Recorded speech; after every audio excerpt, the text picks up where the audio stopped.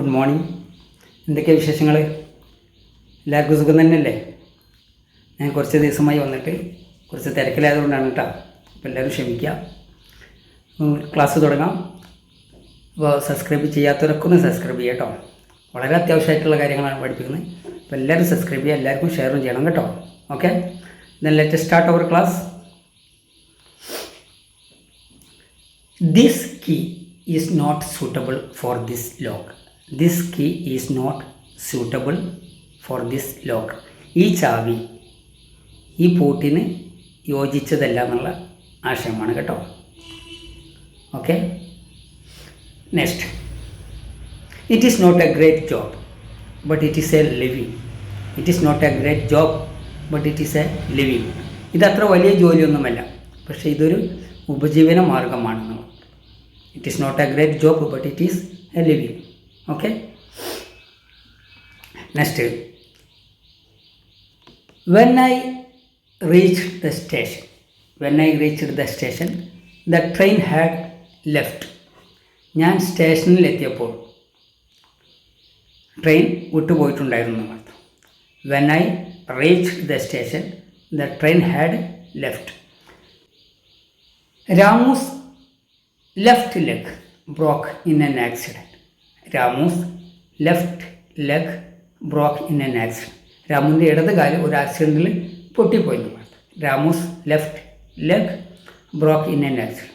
അവിടെ ലെഫ്റ്റ് എന്നുള്ള ഇടത് എന്നുള്ള അർത്ഥം വന്നല്ലേ. ആദ്യത്തേൽ when I reach the station the train had left എന്നുള്ളടത്ത് അവിടെ ട്രെയിൻ വിട്ടുപോയിരുന്നു എന്നുള്ള അർത്ഥം, ലെഫ്റ്റിൻ്റെ. രണ്ടാമത്തേൽ ലെഫ്റ്റ് ലെഗ് ഇടത് കാൽ. അപ്പോൾ സന്ദർഭം അനുസരിച്ചൊക്കെ അർത്ഥം മാറും. മുമ്പ് ഞാൻ പറഞ്ഞിട്ടുണ്ട് അല്ലേ. നമ്മൾ അസൗകര്യമൊക്കെ ആകുമ്പോൾ എന്താ പറയുക, സോറി ഫോർ ദി ഇൻകൺവീനിയൻസ് എന്ന് പറയുക. സോറി ഫോർ ദി ഇൻകൺവീനിയൻസ്, അസൗകര്യത്തിൽ നമ്മൾ ഖേദിക്കുന്നു എന്നാണ്.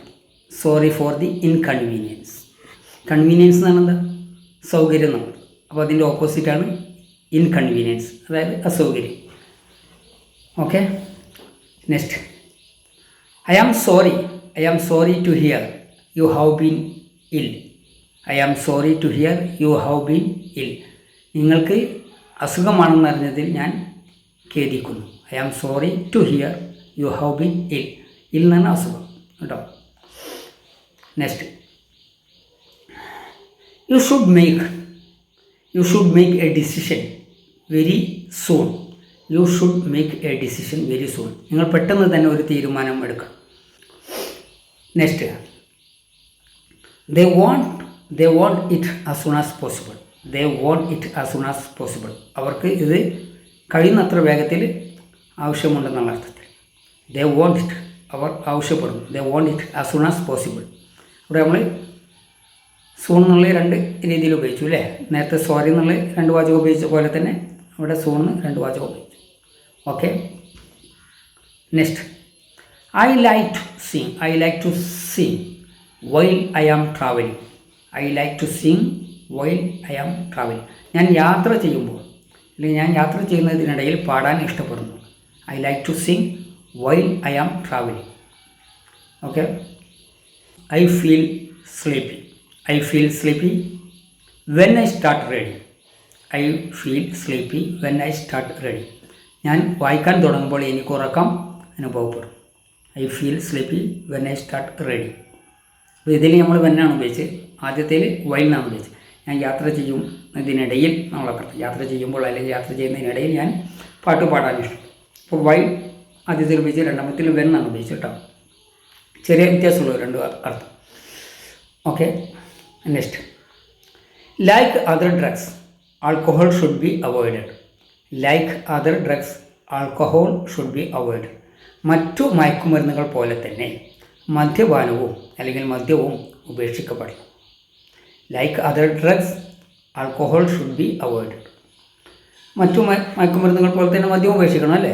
കാരണം മറ്റിപ്പോൾ കഞ്ചാവ് MDMA ഒന്നും ഉപയോഗിക്കാൻ പാടില്ല. വളരെ നമ്മൾ സീരിയസ് ആയി പറയുമ്പോൾ മദ്യവും മയക്കുമരുന്ന് വളരെ സീരിയസ് ആണ്, അതും ഉപേക്ഷിക്കപ്പെടണം അല്ലേ. അവിടെ ഒരു മൃദു സമീപനം നമ്മൾ സ്വീകരിക്കാറുണ്ട്.